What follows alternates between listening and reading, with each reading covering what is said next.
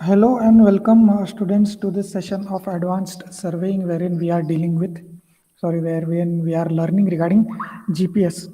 So, in the previous session, we have learned what is meant by GPS, what are the various components, and some other things. Okay, so in this session, we shall learn regarding how your GPS works, what is the working principle of your GPS. Okay, so as you know, GPS has this particular constellation, right? 24 group of 24 satellites, right? Which is called as the constellation satellites. Okay, so these are in orbit around the Earth. Okay, so remember that. So GPS uses the technique of triangulation to find the location, right? Wherever you are located on the Earth, on the surface of the Earth, using this GPS receiver which you have, right? It may be in your mobile phone, or you may use an particular instrument which is which is particularly made for your GPS location tracking, right? So the location of that particular GPS receiver is found out by using the method of triangulation. You have learned what is meant by triangulation and the various techniques that are there in triangulation. Okay, so it uses this triangulation to find exactly where you are located on the surface of the Earth. Okay, now to triangulate, to calculate this particular thing, the GPS receiver, what it does is it measures the distance. What it does, it measures the distance from the satellite using travel time of radio signals, right? The radio signals which are sent by the satellite, the travel time of those are measured, and that is converted to distance, right? And this is how you triangulate and find the location of your GPS receiver. Okay, and to measure that particular travel time, to measure the travel time of your radio signal, the GPS needs very accurate timing, right? Because you know the speed of light, it is 3 into 10 power 8. 10 power 8 what? Kilometer or meter per second? Or kilometer per hour? Right, meter per second. So it travels very fast. So to capture this particular time, because it will be in some millisecond, microsecond to reach the Earth. So yeah, the GPS needs very accurate to measure this very accurate timing. We need this atomic clocks, right? If you search on Google regarding these atomic clocks, you will get an idea what these are. Right? They use your atomic level particles to measure time. Okay, not a regular stopwatches. They don't use those. They use they make use of these atomic clocks to measure the travel time of that particular radio signal. Okay, along with distance, we need to know where exactly satellites are in space, right? Not only the location of your GPS. To find the location of your GPS receiver, we know not only we need to record the travel time, but also we need to find where these satellites are exactly in the space, right? So you have many number of satellites, and suppose if this particular satellite is in being used to calculate the location of this particular receiver, so you need to find where exactly in space this satellite is located and the travel time of this particular beam. Okay. And this information is obtained by almanac data traveled transmitted by satellites. So these satellites also transmit some data regarding their location, right, to the ground station. So that particular data is called as almanac data. It consists of various other data, right, which are useful in calculating the location of your satellite. Okay. Finally, we must correct for any delays, right? Because the distance is large, right? And since the satellite is in orbit, continuously it is rotating, it is revolving around the Earth, and also Earth is also continuously rotating about its axis, right? So both are not stationary, both are in rotation, and because of this, there might be some errors, right? And because of the travel time taken by the light, right? And this takes about some microseconds, so that particular correction also needs to be done. So finally, for all these delays and corrections, all those things have to be done. And because the signal also experiences atmospheric disturbance, right? When the beam has to travel through the atmosphere, there will be some delay, there will be some scattering, and all those effects. So all those are corrected, and after those corrections are applied, we can finally get the exact GPS receiver's location. Okay, and also you might find give the time also, time, exact time of that particular location of the earth. Okay, so this is giving you the brief idea of how the GPS receiver and how it exactly the system works. Okay, so I hope you have got an idea about the working of your GPS. Okay, so in any point of time, if you have any doubts, please feel free to ask. Okay, so moving on, errors in GPS errors. There are certain errors. We shall not get into details, but only the name we shall remember. Okay, different errors can cause a deviation of plus or minus 50 to 100 meters. You can see the error, and whenever you open your Google Map, right, Google Map on your mobile phone, and if you want to locate your GPS location, you on your GPS location, right, you click on the button for GPS location, so that it gives you the exact location where you are. But it will not exactly point where you are, but it will give like this a blue color circle, right? It will give you a range that you are located in this particular circle somewhere, right? So that error may be due to this atmospheric conditions, may be due to clock drift, may be due to multipath. Okay, so plus or minus 50 to 100 meters, you might have an error, or it will give you a range that you are located in this particular region. Okay, so these errors in GPS are because of these three conditions. Okay, so not very important, but you should remember that these are the particular errors which cause the deviation in your actual GPS position. Okay, so I hope this part is clear. If you have any doubts, if you want to share anything, you can ask. You might be using this GPS location and Google Maps in your mobile phones to navigate through, right? You might have used. So if you have any questions regarding that also, you can ask.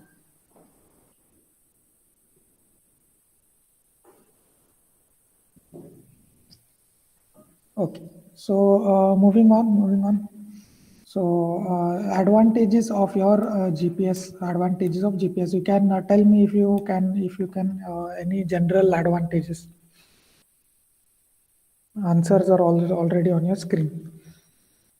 Right, one general this thing benefit is you can easily navigate using this GPS because you know exactly where you are located on the earth. That is one main advantage of your GPS. Earlier what they used to use your maps, right, your paper maps, which are drawn by hand or printed, right, those maps they used to use.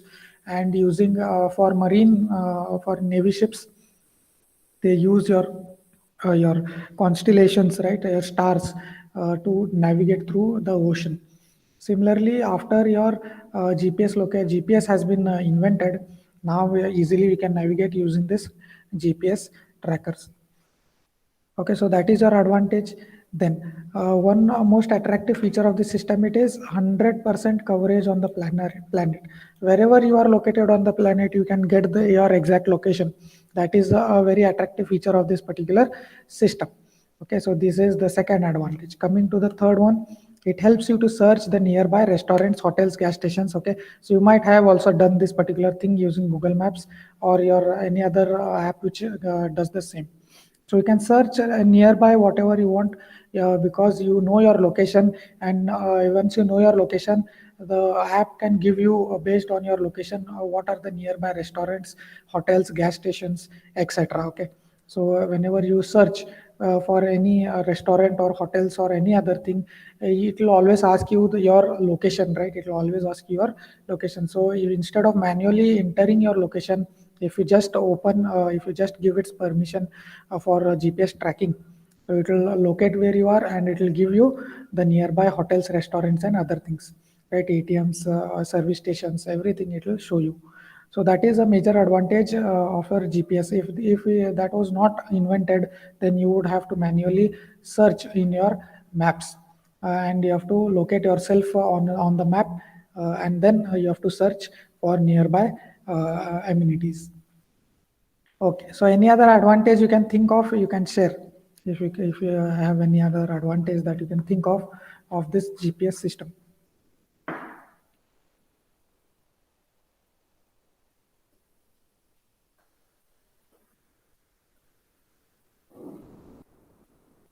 Okay.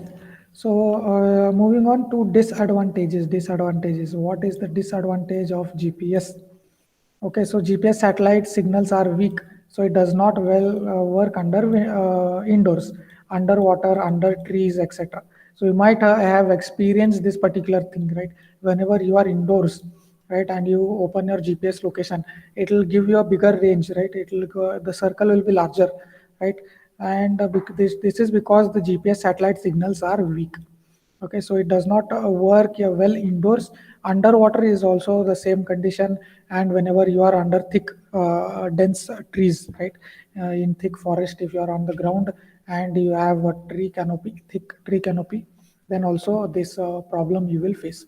The satellite cannot exactly locate your pinpoint your location, so it will give you a larger range as a big circle that you might be in this particular location. So that is one disadvantage of your GPS. Second one is the highest accuracy requires clear line of sight, right? Whenever you have any obstruction, right? Whenever you are indoors or you are under something, so there is no clear line of sight. So what will happen is because of that, your accuracy will reduce, right? You might have experienced, as I've told you, the circle it will show that you might be located. If you are under something, then the circle will be bigger, right? And if you are open, standing on the highway and you are open, then it will be very small and it might also exactly pinpoint your location. Okay, so that is one problem. It requires clear line of sight. Okay, and because of that, it does not work in urban environment, because whenever you are traveling on a road and besides the road, if you have high these things, right, towers and buildings which are very tall, so what will happen is that will obstruct your GPS signal. So in urban environment, it is tough, but whenever you are traveling on the highway, right, it is usually open from all the sides. So that time it can accurately track your location. Okay, and sometimes the GPS signals are not accurate due to some obstacles in the signal. So main disadvantage of your GPS is the signal. Main problem that is related to signal. Because the signal is weak, there is problem. Because of any obstructions, there is problem. And because of that, if there is no clear line of sight, the signal will be weak and your exact location cannot be pinpointed. So these are a few advantages and disadvantages. If you have any in your mind, also you can share any disadvantage that you have faced while using GPS tracker. Right. One more you can say is it requires electricity. Right. It requires battery. It requires electricity to work. And if you don't have power sufficient in your mobile or your GPS receiver, then you cannot use this particular system. That can also be a disadvantage. But if you are using compass, right, that will work all the times irrespective of power supply. So some disadvantages of GPS we have mentioned over here. Okay. Coming to applications, as we know, applications in aviation, right?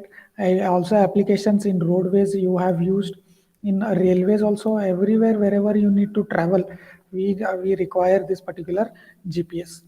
Okay, so then many other things like timing, if you want to know, right? It also gives you your velocity nowadays in your in your Google Maps, what velocity you are traveling, right? So timing also it will give you exactly timing, what is the time that is at your location, right? Because the time all over the earth is not same, right? You might have experienced that. So time is also different thing differently at different locations. So exactly you can pinpoint what is the time in your particular country. Okay, other applications like agriculture, right, and then space and disaster relief. Okay, so these are a few applications of your GPS system. Okay, so as I've told you in the previous class yesterday, that many countries have their own system of navigation, right? So GPS is developed by US military, right? But in India, we have developed our own navigation system that is called the Indian Regional Navigation Satellite System. Okay, IRNSS. So this is the main thing, and this is your navigation system which is developed by India. Okay, it is operational with the name NAVIC. Okay, so this is the common name that is used for your Indian GPS. Sorry, not Indian GPS. It is Indian Regional Navigation System satellite system. Okay, NAVIC. NAVIC stands for, here you can read, navigation with Indian constellation. Okay, not your stars constellation. This is your satellite constellations. As I've told you, we have 7 plus 2 satellites, 7 in orbit, 2 on the ground. Okay, so these form your constellations, and these constellation of satellites are used for navigation. So short form for this is NAVIC. Okay. So it is autonomous regional satellite navigation system that provides accurate real-time positioning and timing services, right? So it does not currently cover the entire world, right? It only covers India and some nearby areas. Okay, so it currently covers India and region extending 1500 kilometers around it, with plans for further extension.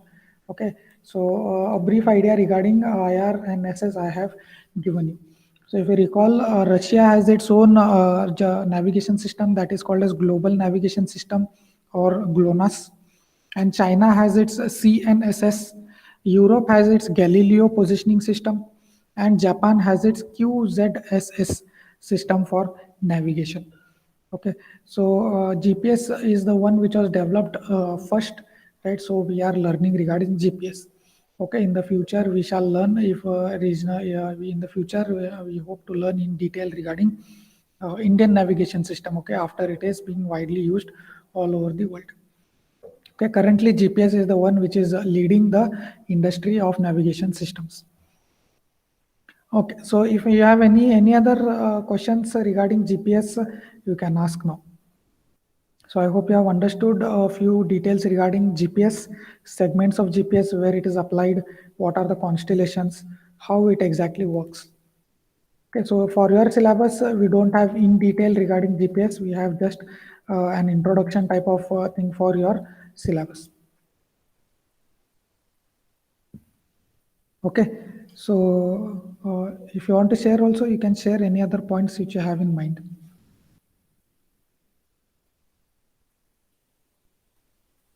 Okay, so with this, I think we have finished your second chapter of your fifth module. So the first chapter was regarding remote sensing, right? Sorry, it was regarding what was it regarding? Second chapter is regarding remote sensing and GPS. Third chapter is regarding GIS, Geographic Information System. Okay, so I hope this things is clear. So first chapter was regarding modern surveying instruments, right? Modern surveying instruments, wherein we had learned regarding total station and other modern surveying instruments.